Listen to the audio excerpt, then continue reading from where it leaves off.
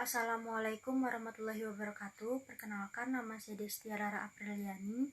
Dalam kesempatan ini saya akan memaparkan mengenai best praktisi lembaga birokrasi yang berprestasi dalam melaksanakan reformasi birokrasi yang telah saya dapatkan. Video ini merupakan salah satu bentuk tugas UAS mata kuliah Birokrasi Pemerintahan oleh dosen Dr. Nia Karniawati, SIP, MSI. Reformasi birokrasi di pemerintahan daerah melalui komitmen pemimpin pemerintahan provinsi dan kabupaten atau kota.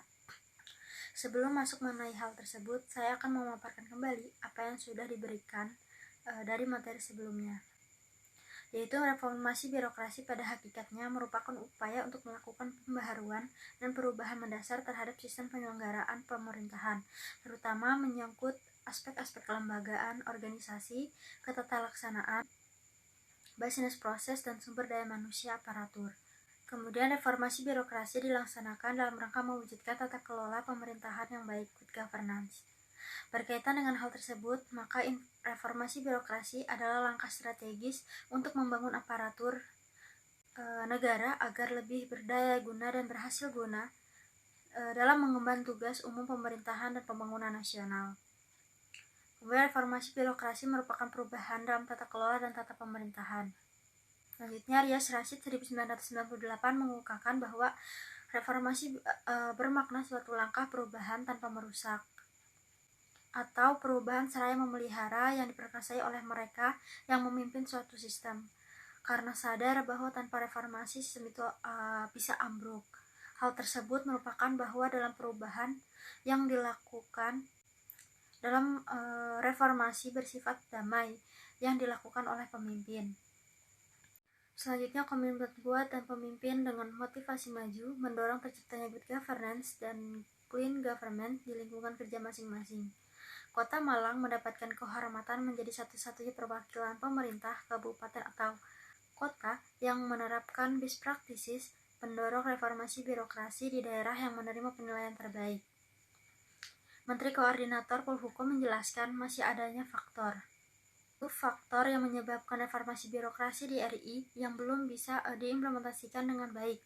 Salah satunya adalah mental pejabat yang masih ingin dilayani daripada masyarakat. Pola pikir birokrat dipimpin masih adanya birokrasi yang berbelit-belit dan budaya afiliasi yang melekat sehingga dapat mendorong praktek KKN. Selanjutnya, ada faktor penghambat reformasi birokrasi adalah komitmen pemimpin. Setiap perubahan harus diikuti dengan komitmen pemimpin. Tanpa hal tersebut, akan mustahil bisa dilakukan perubahan. Pemimpin harus memiliki komitmen dalam melakukan modernisasi birokrasi, yang diantaranya dalam melalui sistem informasi, menyederhanakan prosedur yang rumit, dan mempercepat pelayanan kepada masyarakat. Di mana Wali Kota Malang dalam pemaparannya kepada peserta dari seluruh Indonesia mengungkapkan bahwa proses reformasi birokrasi banyak terjadi di balik layar. Namun demikian, tentu banyak kiat yang bisa menjadi sarana untuk saling belajar antar daerah. Kemudian ada ungkapan dari Wali Kota Malang, kami awali dengan proses pembinaan mental ASN dan perbaikan tata kelola organisasi dan sumber daya pemerintah daerah. Selanjutnya, pemerintah Kota Malang memiliki sejumlah giat dalam menjalankan reformasi birokrasi, yaitu pertama, reformasi saat menghadapi sejumlah tantangan mengembalikan kepercayaan publik di awal kepemimpinannya dan badai pandemi 2 tahun berakhir, yakni diantaranya perampingan organisasi dari 34 menjadi 28 perangkat daerah pada tahun 2019. Hal tersebut bukan semata mengurangi jumlah, tetapi ada prinsip resizing, karena prinsip ini merupakan upaya untuk menciptakan kombinasi yang sesuai dari sumber daya manusia dan sumber daya lainnya pada lokasi yang tepat, waktu yang tepat, serta pekerjaan yang tepat untuk mencapai hasil yang diinginkan dengan pembiayaan yang telah ditentukan. Kemudian, perampingan organisasi ini tak ubahnya adalah proses memilih kendaraan yang tepat untuk mencapai tujuan yang telah tersusun sebelumnya.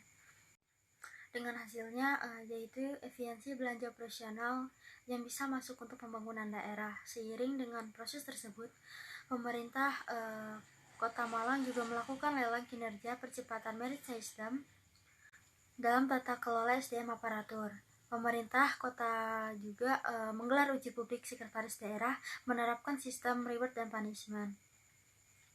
Wali Kota Malang juga mengungkapkan kembali setiap ASN kami ukur kinerjanya melalui aplikasi, hasilnya memengaruhi kebesaran tunjangan sebagai salah satu bentuk penghargaan, di mana artinya perkembangan teknologi informasi sebagai gerbang pembuka kemungkinan baru.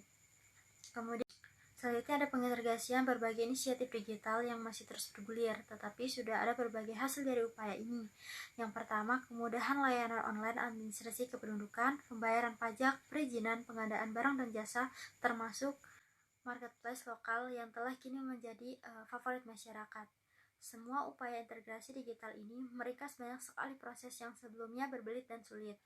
Melalui berbagai upaya tersebut, Kota Malang juga untuk pertama kalinya berhasil meraih predikat yang memuaskan atau A dalam penilaian akuntabilitas kinerja pemerintahan daerah, di mana perbandingan hanya ada 11 dari 508 kabupaten atau kota se-Indonesia pada tahun 2020 yang menerima predikat tersebut. Pada tahun yang sama, 2020, penilaian reformasi birokrasi dan penerapan merit system dari pemerintahan pusat juga meningkat dan meraih predikat yang terbaik.